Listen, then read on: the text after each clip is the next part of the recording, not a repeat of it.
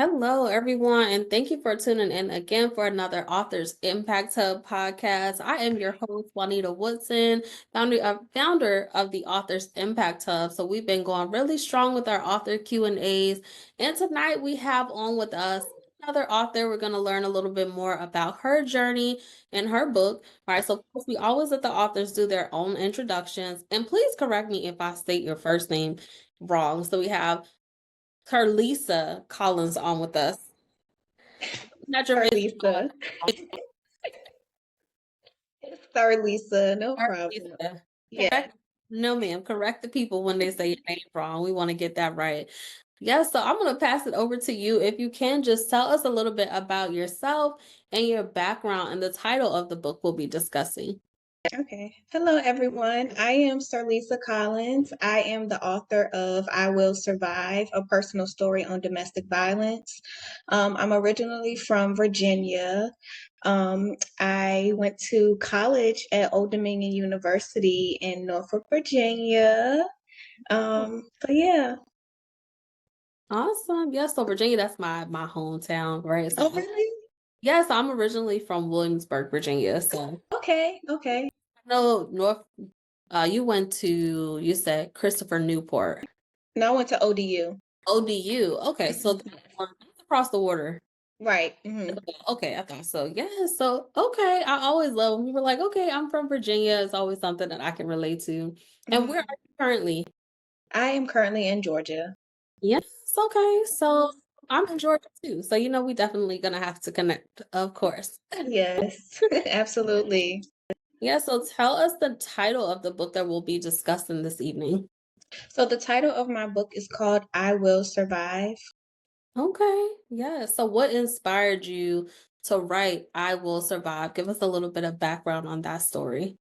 So I remember maybe like a couple days after I got out of the hospital, I was sitting on the couch at my mother's house and I was just thinking like, I had a broken left arm, I had gunshot wounds in my legs, I had staples in my neck and in my forehead from being stabbed. And I was like, somebody needs to hear my story. And then my friend William, he died in my situation. So I got the will from William. So I will survive. Oh, wow. Okay. So you have to take us back if you're able to kind of share a little bit about what was the moment that led up to you being in the hospital and then now having to write a book called I Will Survive. So on May 2nd, 2021, my ex-boyfriend broke into my home and shot my friend William 12 times and shot me 4 times. He shot me in both of my legs and twice in my left arm. He also stabbed me multiple times in my head and in my private part. Oh, no. Yes, Well, definitely glad that you are here to share your story, right? absolutely. Also to carry on the memory of your friend as well, right? So you honor him and his name in your book. Yes.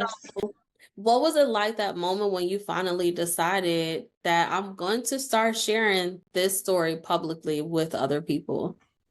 In the beginning, it was definitely rough, as far as like dealing with survivor's guilt and, still to this day dealing with that. Just thinking about like, what are people going to think about me or, what are people going to say or just even having to like relive the situation, like as far as like getting in front of people telling it or even when I was writing my book, like having to, write down the the incident and like reliving like the graphic memory of like everything that happened that night.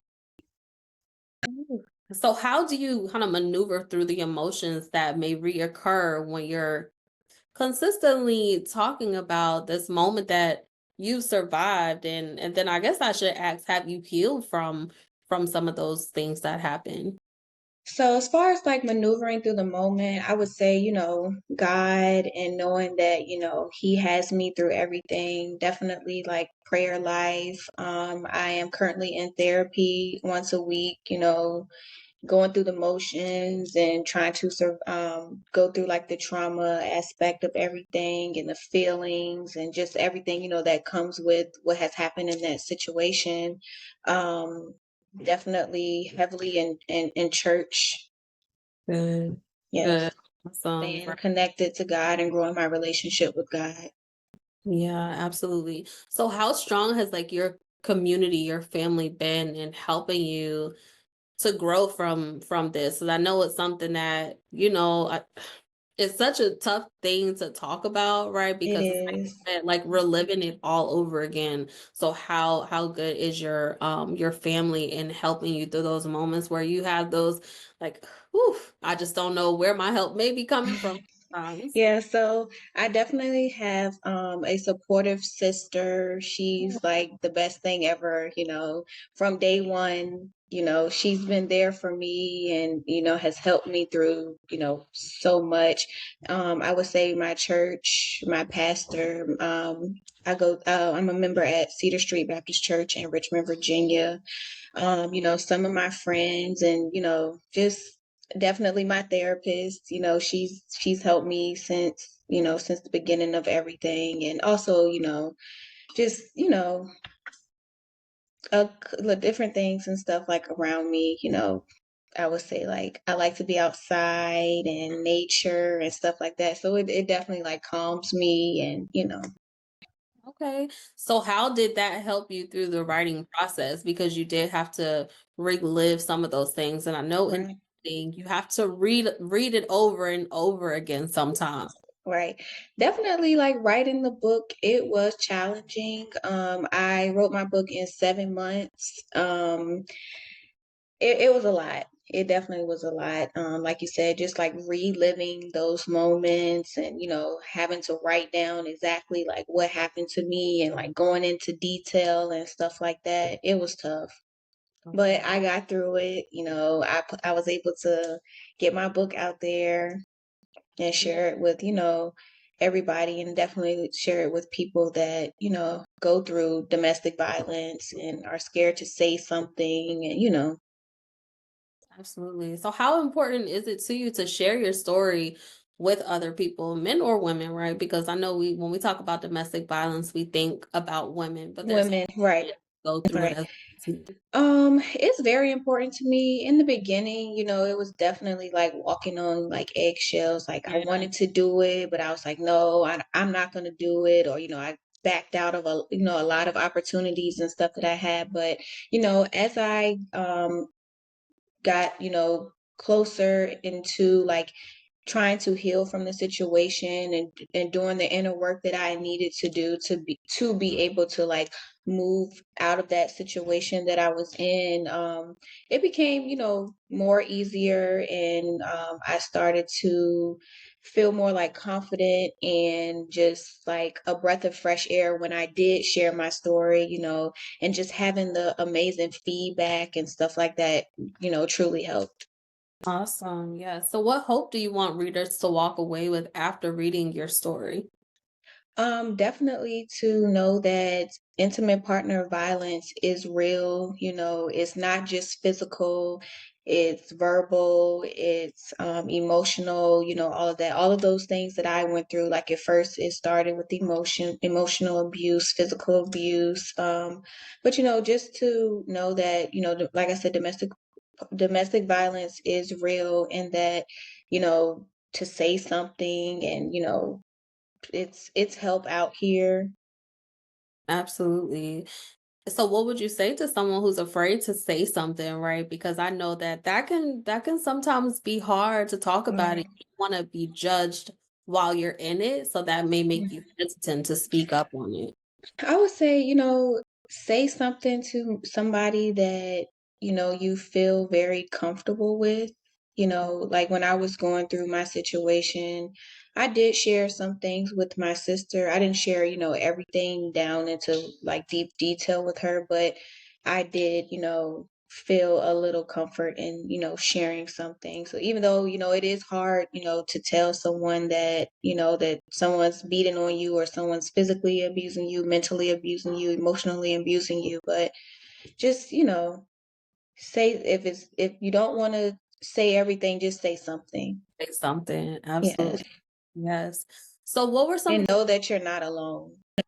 oh yes, that's important. I'm glad you added that, knowing that you're Yes. not alone. Because when Right. you're going through that, you can sometimes feel isolated, right? Absolutely. Yeah. Absolutely. I know, when I was going through my situation, it definitely was a lot of isolation. Yeah, absolutely. And listen, that's why I'm like, you can feel isolated just thinking Hmm. about things that I've been through. That isolation feeling is real, but just Yes. remind yourself of the community that you have around you. And they don't know what's going on if you don't communicate it to them, Right. right? Right. Right. Absolutely. So what were some of like the biggest challenges that you faced after the traumatic events happened in your life? Um, I would say like just down to maybe even like being home by myself, you know, showering by myself. I know that's like a crazy thing, but I was in the shower when my ex-boyfriend broke into my house. It's just like the little things that, after it was like, wow, like I'm really still, reliving all of this. Right. And so therapy in your Mhm. community kind of been helpful in overcoming those challenges. Right. Therapy has definitely helped me, break down everything and, move accordingly with it. Awesome. And then how have you found the strength, right, to move on and continue living? Hmm. Um, just, trusting, knowing that God has his hands on me and, God has a plan and a purpose for my life. And, like I said, I was shot 4 times and, stabbed in my neck. And, I'm here today to tell my story and, to share with men and women that, you know, you can survive. Yes, absolutely. And so I know I've heard you mention a couple of times here, right? Your faith in God. So how important has your faith been in you moving forward in life? And then also just being able to get through the writing process and publish a book. So I would say my faith in God and my faith period has definitely grown over the last, like 3 years. It's like, once something happens to you, it's like a not a slap in the face, but it's just like it opens up the doors to, you wanting to true not saying that I didn't have a relationship with God before my, my situation, but it just opens up that door to, wanting to know God more and, wanting to, be faithful and things of that nature. Absolutely, yes. And so I know kind of just to circle back around to this, right? Because you've survived. You're now sharing your story and inspiring other people, right? So Mhm. you talked about survivors' guilt in the Mhm. beginning. So what advice would you give to someone who is maybe struggling with that shame or survivor's remorse or self-blame? I would say, to know that, like in my situation, it wasn't my fault. It's nothing that I could have done to stop to stop the actions and the thoughts that someone else had. Just constantly reminding myself that, and also, having like support system around, and also my friend William, his mom, she has been very supportive of me. She's loved on me. We talk often. He was a twin, so I still communicate with his brother, and they're very loving. They're like their whole family is very loving, and they treat me right and with grace. Good, good. And that's amazing. That really can help in your healing process as well. Right, right.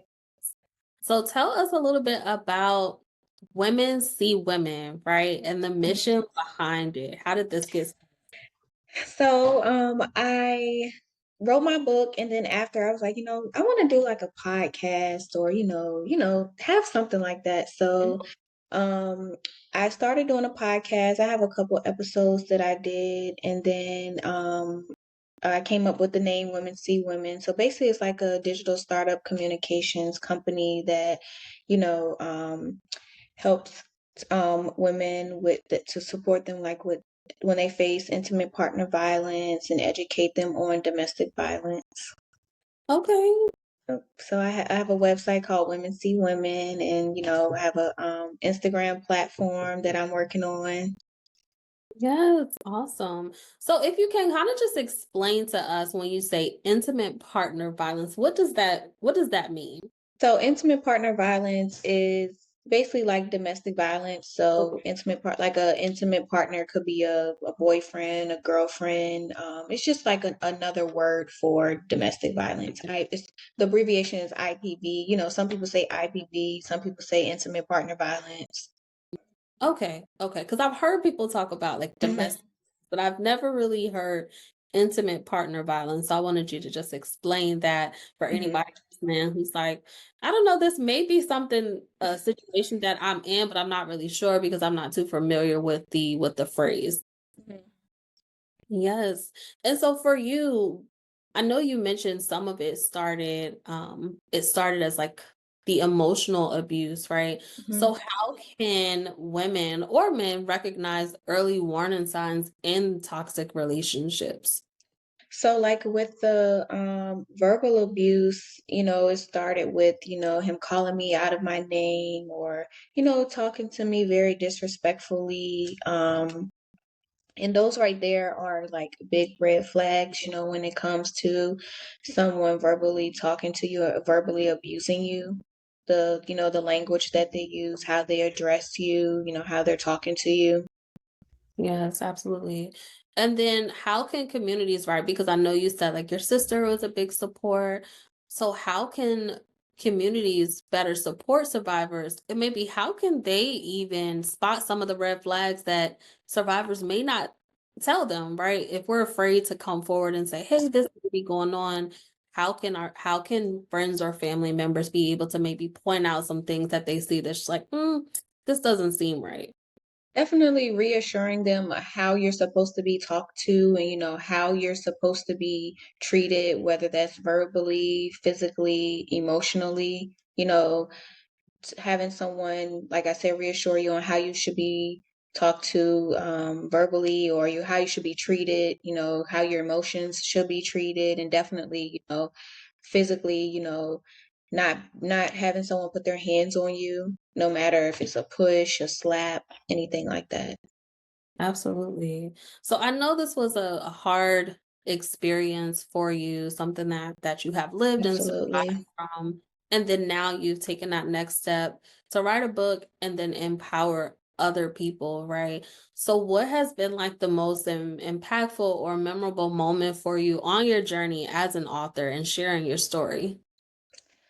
I would say I got to facilitate um I guess it was like I did a partnership with Old Dominion University Mhm. last February, I believe, so I did it in February, and it was like a love they had I think I forgot what the exact name of it was, but it was like a love month kind of like conference or whatever. And we basically like went over, how your loved one is supposed to treat you and stuff like that. And just being able to share like what I've been through, and share like the positive things that how a person is supposed to treat you, just being able to share that like with the audience and everything. It really made like a big impact on just me being an author and sharing my story, writing my book.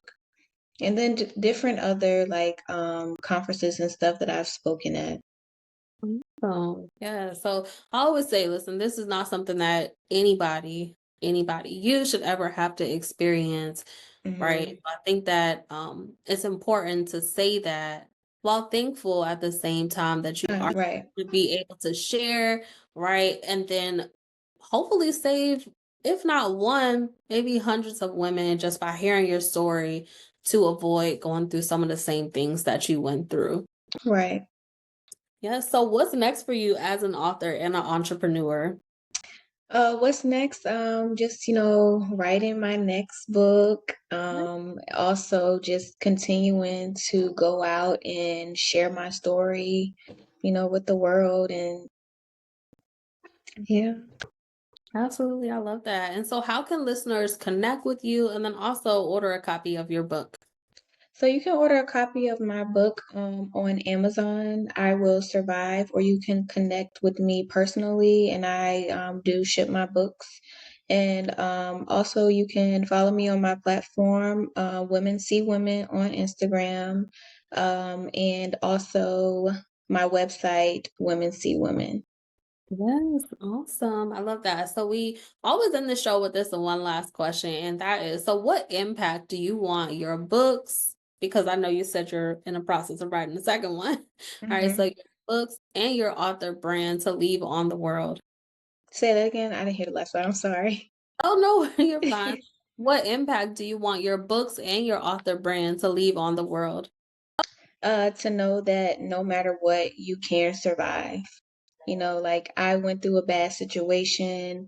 I nearly lost my life. You know, someone else, gave their life for me, and I'm here to show that, I did get out of a very bad situation. Yes, absolutely. So, listeners, make sure that you go and connect on social media and then also connect with Cerlisa on. Yes. And I was going to make sure we get that. Make sure you connect with her and order a copy of her book, right? So order it for somebody in your family, a friend. Think about some of the organizations in your area as well and connect and share a copy of her book. There's definitely somebody somewhere who needs to hear her story of surviving and resilience, right? So Yes. always want to make sure that you like, comment, and share. So definitely leave us a review, right? Anything that you took away from hearing her story, leave us a review. Make sure you share this episode with someone who needs to hear it. Until next time, take care. Bye. I always edit this last part out because it takes me a second to stop.